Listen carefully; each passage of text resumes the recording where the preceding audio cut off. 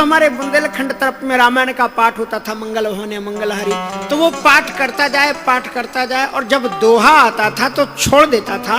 जो संपुट होता था वो संपुट का पाठ नीचे लोग बैठे रहते थे वो करते थे, मानी वहां उसको दोहे पर विश्राम मिलता था। थोड़ा विश्राम का प्रतीक है। इसके 4 चरण थे। 4 चरण तो चौपाई के भी छंद के अनुसार, लेकिन चौपाई छंद तब बनता है जब 2 चौपाइयां मिला ली जाए तब एक छंद बनता है। केवल मंगल भवन मंगल हारी द्रोष दशरथ बिहारी से नहीं होगा। कर प्रणाम राम त्रिपारी हर सुधा समगिरा उचारी, इस प्रकार से करके 2 तो ये 4 चरण हुए। उसी प्रकार से दोहे में तो दोहा विश्राम का प्रतीक है, लेकिन यहां पर विश्राम नहीं है, क्योंकि हनुमंत लाल जी महाराज विश्राम नहीं चाहते। वो आगे चल करके स्पष्ट कह देते हैं कि राम काज कीन्हे बिन मोहे कहां विश्राम। अब आपको देखना है कि सुंदर कांड में सुंदरताएं क्या हैं। जो पहला दोहा है इसमें हम आपको बता रहे हैं, इसमें ऐसी 7 चीजें हैं, संभवतः 8, कि इन 8 शिक्षाओं में से एक भी शिक्षा आपके जीवन में उतर जाए तो आपके जीवन का कल्याण हो जाएगा। पहली बात की शुरुआत होती है जामवंत से शुरू होती है। जामवंत के बचन है सुहाए,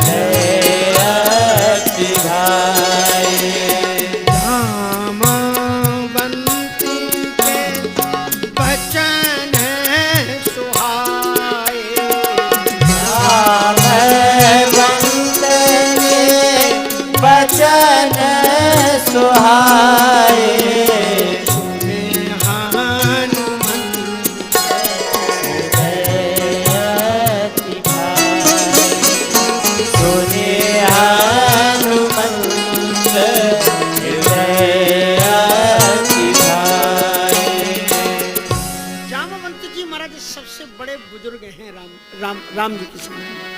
वैसे भी ये सृष्टि के भी बुजुर्ग हैं। जब सृष्टि क्रम शुरू होता है ना तो श्री ब्रह्मा जी महाराज का प्रकट होता है और ब्रह्मा जी के अवतार हैं श्री जामवंत जी महाराज। इसमें ये सबसे बड़ी प्रेरणा ये है कि आज की व्यक्ति, आज का नौजवान अगर अपने जीवन को सुंदर बनाना चाहता है तो सबसे पहले वो अपने से बुजुर्गों को रिस्पेक्ट देना शुरू करे, अपने से बूढ़ों को सम्मान दे। हनुमान जी की यह विशेषता है कि मैंने आपको कल बताए थे कि हनुमान जी से शुरू के दिन बताए थे कि क्या क्या बातें जामवंत जी ने की। इतना तात करी तुम जाई, सीतें शोध कहू सुधि आई, तब ने जो भुजबल राजीव नैना, कौतक लाग संग कपिसैन संग सगार चतुर, राम सीते हैं आने। आज के नौजवान की समस्या यह है कि अपने से बूढ़े बुजुर्गों की बातों से वो सहमत नहीं है। उनको सम्मान करना शुरू करो, और जिस दिन तुम अपने से बूढ़ों को सम्मान करना शुरू कर दोगे आपके जीवन में सुंदरकांड की शुरुआत वहीं से हो जाएगी। हनुमान जी महाराज अमित बल विक्रम है। अब जो पहाड़ उठा सकता हो उससे कोई कहे कि तुम राई ले आओ 50 ग्राम, गुस्सा नहीं आएगा उसको। वो कहते हैं मैं पहाड़ उखाड़ रहा हूं, समुद्र को मैं यहाँ लंका को उखाड़ रहा हूं, और जामवंत जी के इतनी तात करो, इतना कर लो तुम बस। तो यही ना कहेंगे तुमसे तो कछु बनो नहीं जिंदगी में, हम करने जा रहे हैं, हमें करने नहीं दे रहे, बताओ, यही कहेगा ना। लेकिन हनुमान जी को अपने से बड़े बुजुर्ग की बात, तुम्हारी कितनी भी क्षमता हो, तुम कुछ भी कर सकते हो, फिर भी तुम्हारे माता पिता, तुम्हारी सीख देने वाले, तुम्हारे गुरु लोग तुमसे बड़े अगर कोई शिक्षा देते हैं तो दूरगामी परिणाम अगर अच्छा पाना चाहते हो तो आप उसको रिस्पेक्ट दो। हनुमान जी महाराज ने सबसे बड़ी चीज जो की, जामवंत जी के वचन नॉट ओनली बाई माउथ, केवल उन्होंने मुख से नहीं स्वीकार किए, हृदय से सुने। जामवंत के वचन सुहाए, उनको बड़े अच्छे लगे और ऊपर से हाँ ठीक है आप ठीक कह रहे हैं। लेकिन सुने हनुमंत हृदय अति भाई, भाई नहीं अति भाई। अपने से बुजुर्गों की वाणी जब आपको अति प्रिय लगने लग जाए और अब आपको जब उनके अपने से बुजुर्गों की सलाह आपको अच्छी लगने लग जाए तो समझ लेना आप सुंदरकांड के रास्ते पर चल पड़े। यह है सबसे पहली सीख है रामचरितमानस में, अपने से बुजुर्गों की रिस्पेक्ट करो। ये युवा पीढ़ी और बुजुर्ग पीढ़ी दोनों का मिलन कराती है ये चौपाई। जामवंत के वचन सुहाए और सुने हनुमंत हृदय अति भाए, हृदय से उनको अच्छे लगे।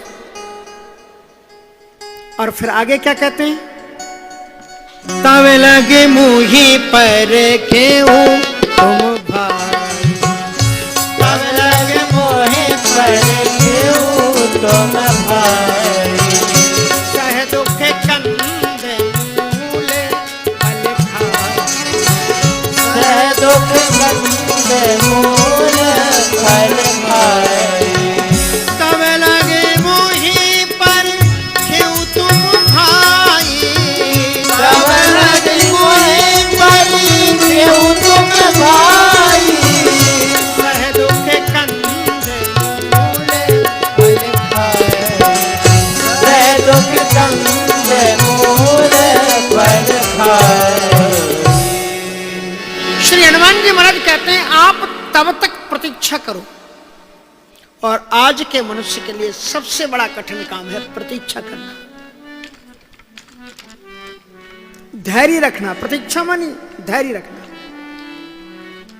और मनुष्य को धैर्य नहीं है, तत्काल परिणाम चाहिए। यहां किया तत्काल उसको परिणाम चाहिए। वेट, थोड़ी प्रतीक्षा करो।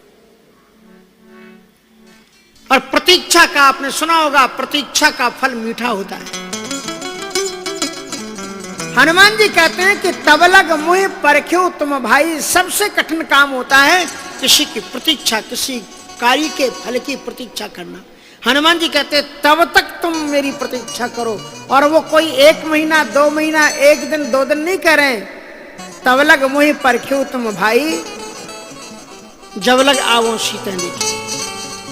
जब तक मैं सीता जी की सुध लेकर के ना आ जाऊं तब तक तुम मेरी प्रतीक्षा करो। कोई समय की निश्चित बद्धता नहीं है। तो ये प्रतीक्षा, ये टॉलरेट करने की मानी बर्दाश्त करने की क्षमता, प्रतीक्षा करने की क्षमता, धैर्य, कैपेसिटी आपके जीवन में कैसे बढ़ेगी? पहली चीज बुजुर्ग का सम्मान करो, प्रतीक्षा करना सीखो। और ये प्रतीक्षा करना, धैर्य धारण करना, टॉलरेट करना कैसे आएगा? इसके लिए भोजन की शुद्धि करो। आहार शुद्धौ सत्य शुद्धौ, सत्य शुद्धौ ध्रुव स्मृता। इसलिए हनुमान जी ने कहा कि क्या खाओगे पियोगे? कहा सह दुख कंद मूल फल खाइए। दुख को बर्दाश्त करना सीखो। थोड़े भी दुख में आया तो टूटो मत, रो मत, हाय हम क्या करें, मर गए। सह दुख को बर्दाश्त करने का डेवलपमेंट करो। थोड़ी थोड़ी बात में रो मत। थोड़ी थोड़ी देर में आंसू बहाने वालों के अरमान भी बह जाते हैं। आंसुओं में अरमान बह जाते हैं। क्यों? दिल के जो अरमान होते हैं। हाँ, तो कहने का तात्पर्य है, बात हम समझ गए आपकी, लेकिन ऐसा कुछ करना नहीं है, मामला गड़बड़ चल रहा है। तो कहने का मतलब यह है कि सह दुख कंद मूल। देखो, दुख बर्दाश्त करने की क्षमता आज मनुष्य के अंदर में ये नहीं है, इसीलिए मनुष्य टूट रहा है। जितने भी महापुरुष हुए हैं दुनिया में, जितने भी महापुरुष हुए हैं, उन्होंने दुख को बर्दाश्त किया है। श्री राम जी प्रसन्नताम यान गता विषेकता तथा न ममले वनवास दुखता मुखाम मुजश्री रघुनंदन स्मे सदास्तु सा मंजुल मंगल प्रदा। श्री राम जी को एक दिन पहले बुला करके रात्रि में दशरथ जी ने कहा कि आपको चक्रवर्ती सम्राट बनाने जा रहे हैं, और दूसरे दिन कहा कि 14 वर्ष के लिए जाओ। प्रसन्नताम, वो राज्य तिलक को सुनकर के प्रसन्नता की अभिव्यक्ति नहीं की, और वनगमन का सुनकर के राम जी रोए नहीं, आंसू नहीं बहाए। इसलिए ईश्वर तुम्हें अगर सुख देता है, सुख में तुम अगर मौज के साथ में रहते हो, तो उसके साथ साथ में अगर वो दुख दे दे तो भी ईश्वर को धन्यवाद देना सीखो। तेरे फूलों से भी प्यार और तेरे कांटों से भी प्यार है ईश्वर। सुख और दुख सब तुम्हारे ही तो बनाए, इसलिए तुम्हें सबसे प्यार हो।